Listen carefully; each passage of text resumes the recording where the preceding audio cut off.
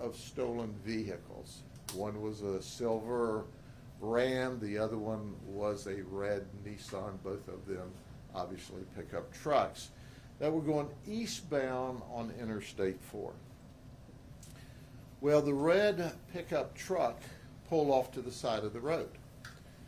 We had the highway patrol involved, obviously my deputies, the Lake Alfred Police Department, and we're all out looking for these two stolen vehicles.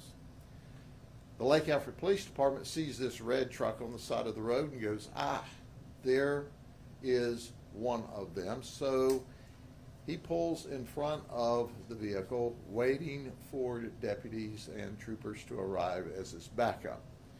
Immediately, the car takes off, tries to drive through the median to go westbound on Interstate 4. Well, for whatever reason, either it's dark and he didn't see the retaining wires, he ran into them and he was stuck and we arrested him. So who was this brilliant guy? Jeremiah Ham. Jeremiah Ham is 14 years old. Did you hear what I said? 14. We arrested him. We charged him with possession of a stolen vehicle, curfew violation, resisting arrest, fleeing, no driver's license. It's really not his fault he doesn't have a driver's license, because you can't get one at 14, but he still doesn't have one. So we take him into custody. The other vehicle drives on. It's driven by Tamari Lucas. We find him north of Interstate 4 on Highway 27 at the Ronald Reagan Parkway. Now, he's at a convenience store. So deputies swoop in to arrest him. He can't drive away in the vehicle because they pinned in the vehicle, so he jumps out of and begins to run. We arrest him and take him into custody. He has another person with him who flees, and that person is not in custody yet, but we're looking for them. So let's talk about the rest of the story, because you may say, okay, couple of stolen vehicles, they're together. Tamari is 24, and he's running with this 14-year-old, and we don't know how old their accomplice was that got away, but we do know this. We notified the Pasco Sheriff's Office and the Tampa Police Department, and this is also to notify other law enforcement agencies. Pasco says they suspect these two guys of approximately 35 burglaries of vehicles in their counties. How did they commit the burglaries? They opened unlocked doors and stole stuff. The Tampa Police Department's involved. They suspect them possibly of 30 burglaries to vehicles. Now understand what we're saying to you. It appears that in the last day or two or three, these two folks and their accomplices, because we have some ring door cameras from some neighborhoods in Pasco where there were a total of 4 people, broke into at least 60 or 65 cars. And the investigation is ongoing. So we want you to take a look at them. We'd like for you to go back and look at your ring cameras, your neighborhood cameras, and see if you recognize them prowling around in your neighborhoods in Polk, Pasco, Hillsborough. But apparently, last night, there were no conveyance burglaries in Polk County. They were passing through. Well, when we were arresting Tamara Lucas, he made the statement, hey, I'm in Osceola County. I'll be in, I'll be out. One of the detectives said, no, this is Polk County. And he said, O.F. Grady Judd. Those guys don't play there. Well, the reality is we want all burglars to understand that nobody plays. Pasco County, they're about to learn doesn't play. When they can put a case together, they're going to charge them with up to 30 or 35 cases. Tampa PD the same way. But they apparently were going to cruise through Polk County until our deputies, who are the very best, caught them. But that's not the end of the story. Let me go a little deeper. Tamari Lucas he's from Tampa, has 30 previous criminal charges, 8 convictions, both violent and nonviolent crime. You pick it. Drugs, burglaries, firearms, assaults. How many times has he been to state prison? 0. Not once. Now here's Jeremiah Ham. This kid is 14 years old. His first arrest was in Tampa 2 years ago for armed robbery with a firearm. That's when they had that other state attorney. The charges were, guess what? Not filed. 12 years old, robbery with a firearm, not filed. Then let's go just a few months after that July 22nd, or July 2022 event when he was 12. Now it's March of 23. He's arrested again for what appears to be 3 burglaries. 2 of them were not filed, and 1 was null prost, and he was released once again without any charges. So let's go from March of 23 to September of 23, when he was arrested by the police in Tampa, because he's also from Tampa. And he's pending felony drug charges, misdemeanor resisting charges, and trespassing charges. Well, I checked with the Department of Juvenile Justice. He's on non-supervised release from the courts pending court action. That's 4 times, and a multiple of charges in the last 2 years, starting when he was 12. I want you to think about that a minute. Has anyone in the court system in Hillsborough County, has anyone in Department of Juvenile Justice, as these charges file through them, said, hey, maybe this kid needs an intervention. Maybe he needs help because the cops keep arresting him and we keep turning him loose.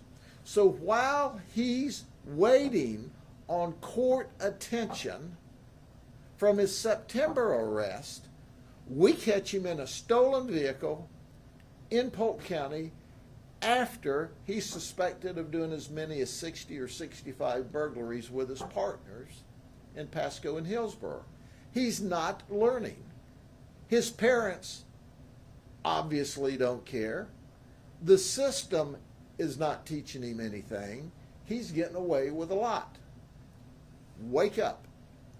If you don't hold him accountable, that encourages him to go out and commit more crime, and we want to get his attention before he ends up getting killed or killing someone else. Tamari Lucas is 24. He knows better. He knew he shouldn't have been in Polk County, and he got arrested. So at the end of the day, our goal is to give them a Christmas present. And that Christmas present is like an orange jumpsuit, a trip to the jail where we can hold them, and on Christmas we'll give Tamari a slice of turkey off a loaf. You see, people in the jail think that turkeys are square because that's the only way they eat their turkey is off of a loaf. So they need to be jailbirds. This one for a very long time. This one is going to need some significant intervention, like time in programs, and hopefully we get him under control before he gets killed out here in the streets. some time in state lockup would be really good for him too, to find out that the state doesn't play either. Are there any questions? Sheriff, what is their relationship? How did they meet? We don't know how they met at this point in the investigation. We do know this, that it's under investigation. Pasco's talking to them now. Tampa PD's actually working up their cases as well. We're going to determine that. Also, we know there's at least 2 other associates. Last night, there was only one associate when they passed through and stolen vehicles. But at the end of the day, we will determine who all was involved in this operation. Tampa Police Department, Pasco Sheriff's Office, professional agencies, they jumped on this investigation as soon as we discovered these folks. But what we need is for DJJ and the court system to understand we've got to get tough on these people. Otherwise, they're going to continue doing what they're doing. And there were 30, 35 victims in Pasco, 30, 35 victims in Tampa that we know of at this point in the investigation. More charges are pending. Oh yeah, more Christmas charges for these folks, guaranteed. And do you have a message just for people who are leaving their belongings and vehicles unlocked? I have said this until I'm blue in the face. People that don't lock their cars and leave the car fob in there can expect their vehicle to be stolen. People who leave their credit cards, their cash, their guns, and unlocked cars can expect that stuff to be stolen.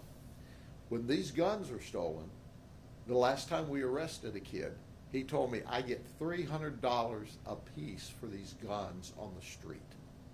So if he's not personally using it, this was a little gangbanger, to shoot up the ops, as they call them, the opposition, then they're selling them for $300 a piece. And it's almost, when I say it, it seems like we're marketing. They're going, hey, they got another idea. These kids already know. You flip car handles enough, somebody's not going to lock their car and leave their cash or their credit cards in there. So if you want to keep your stuff, lock it up. That's a clue. That's a free Christmas present from Santa Grady. Lock up your stuff and you can keep it. Otherwise, Santa criminal Grinch will have it and give it to their kids or their associates for Christmas. Okay? Thank you very much. Oh, the pirates, the Porch Pirates. Yes, I forgot the Porch Pirate. Let me talk about the Porch Pirate. This is Kinsley Mott. Kinsley Mott is 32. She's from Bartow. Kinsley is a thief, a criminal.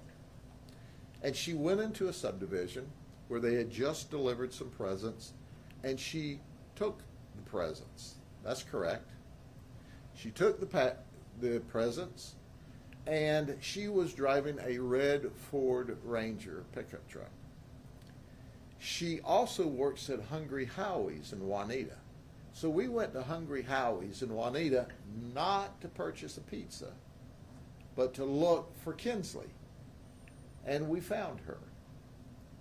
So we asked her during the interview, why did you steal the presents? She said, well, I stole them because I'm going to give them away as presents for Christmas. So how about turning them back to us so we can get them to the owners? She wouldn't do it. That's pretty brazen. She would not tell us where the stolen property was. Obviously, we did not have the probable cause to get a search warrant, or we would have gone into her house or her vehicle or her friend's house to have recovered it ourselves.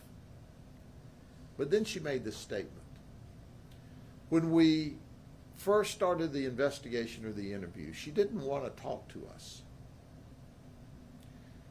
And so we showed her the picture on the camera from where she stole the property, right?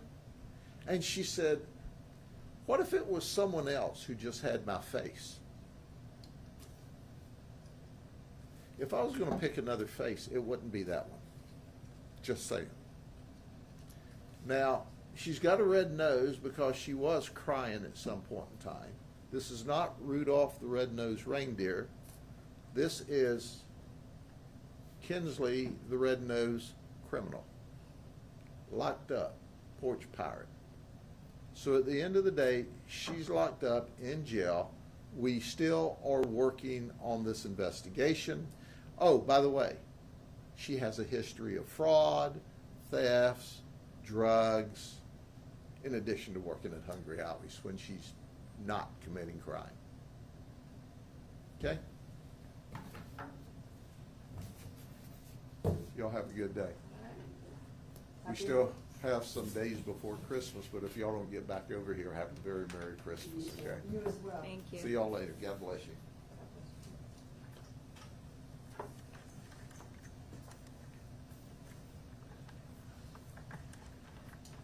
Sorry for the delay. I apologize.